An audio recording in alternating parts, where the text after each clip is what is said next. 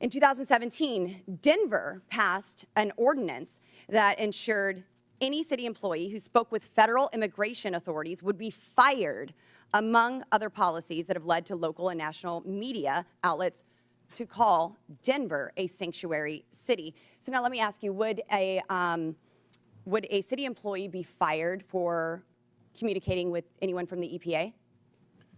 Right now, Congresswoman, our policy is we don't ask people's status. when Would they come any into city contact with employee any- be fired for communicating and coordinating, talking with an agent from the EPA, a federal employee? Not to my knowledge, Congresswoman. What about Health and Human Services? Would they get fired for talking with someone from Health and Human Services?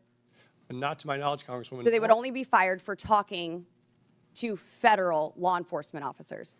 No, that's incorrect, Congresswoman. This is an ordinance city employees do, Denver in fact, passed in 2017, Mr. Mayor.